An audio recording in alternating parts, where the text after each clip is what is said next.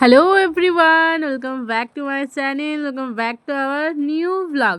তো আমি অনেকদিন পর ব্লগ নিয়ে এসেছি, আর এটা ছিল 25শে বৈশাখ। আচ্ছা, আর এটা ছিল আমার 25শে বৈশাখ ফাইনাল লুক। আচ্ছা, তোমরা আমাকে বলো তো আমি ঠিক কতটা ল্যাদখোর। যাই হোক, রবীন্দ্র জয়ন্তীর ভিডিও খুব একটা দেরি হয়নি। কতদিন দেরি হয়েছে? 15-20 দিন না? আচ্ছা, তোমরাই হিসেব করো কতদিন হলো। তারপর আমি এখানে রেডি হয়ে বেরিয়ে পড়েছি, আর স্কুলে পৌঁছেও গেছি অলরেডি। আর এখানে দেখছি তো সবাই মাথা তারা গেঁথে নিয়ে রেডি হয়ে গেছে। তারপরে এখানে আমাদের স্যার কিছু বলছিলেন। আচ্ছা, তোমরা শোনো স্যার কি বলছেন। আজও তোমাদের সামনে একটা বিশেষ ব্যক্তিত্ব রয়েছেন, যিনি বিশ্ব বরেণ্য এবং যিনি ভারতীয়দের কাছে গর্বের, বাঙালি হিসাবে গর্বের সেই প্রিয় মানুষ, যিনি বিশ্বকবি। তার প্রতিকৃতি তোমাদের সামনে রয়েছে। আজ তার জন্মদিন। বাড়িতে যেভাবে নিজেদের জন্মদিন পালন হয়, আমাদের বিদ্যালয়ের পক্ষ থেকে সেই রকমই জন্মদিন পালনের উপলক্ষে আমাদের আজকে একত্রিত হওয়া, আজকে স্কুলে আসা। আজকের এই বিশেষ দিনে উপস্থিত সংস্কৃতিতে একটি উজ্জ্বল নক্ষত্র, তার লেখা জনগণের মনোনীত আমাদের জাতীয় সঙ্গীত। তিনি শান্তিনিকেতন প্রতিষ্ঠা করে একটি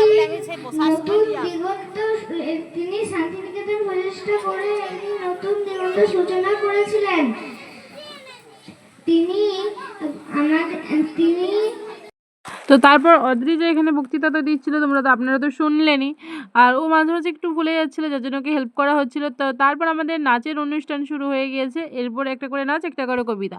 তো এরপর আমি আপনাদেরকে দুটো কবিতাও শোনাই, চলুন। অনেক কি কবিতা রবীন্দ্রনাথ ঠাকুর।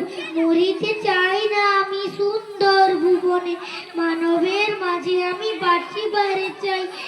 কবিতা আবৃত্তি করে শোনাচ্ছি। সার্থক জনম আমার, সার্থক জনম আমার, জন্মেছে এই দেশে। সার্থক জনম মাগো তোমায় ভালোবেসে, জানি নে তো ধরতন আছে কিনা নারে। তো তারপর কবিতা বলার পর আবার এদিকে নাচের অনুষ্ঠান শুরু হয়েছে। আচ্ছা, তোমরা কি বুঝতে পারছো এরা কি গানে নাচ করছে? আসলে গান দিলে তো তোমরা আমাকে কপিরাইট ক্লেম দিয়ে দেবে না, তার জন্যই। কিন্তু সবাই বুঝতে পারছে যে এরা এখানে মেঘের কোলেতে নাচ করছে। আর সত্যি কথা বলতে একটা কোইন্সিডেন্স, এদের দুজনেরই নাম আবার অনন্যা। কিন্তু অনন্যাদের খুব সুন্দর মিষ্টি একটা ডান্স করেছে। বহু ব্যয় করি বহু দেশ ঘুরে, দেখিতে গিয়েছি পর্বতমালা, দেখিতে গিয়েছি সিন্ধু, দেখা হয়নি চক্ষু মেলিয়া, ঘর হতে শুধু দু পা ফেলিয়া।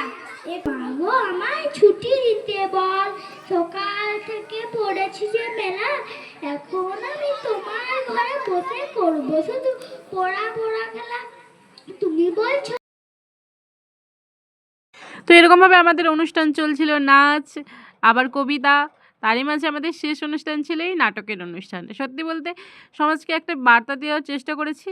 যদিও এই নাটকের ভিডিওটা আমি ভেবেছি তুমি ছাড়বো, কিন্তু কি জানি যদি কপিরাইট ক্লেম দিয়ে দেয়। তো যাই হোক, চেষ্টা করবো ভিডিওটা ছাড়ার। তো তোমাদের এই ভিডিওটা কেমন লাগলো অবশ্যই কমেন্ট করবে আমাকে।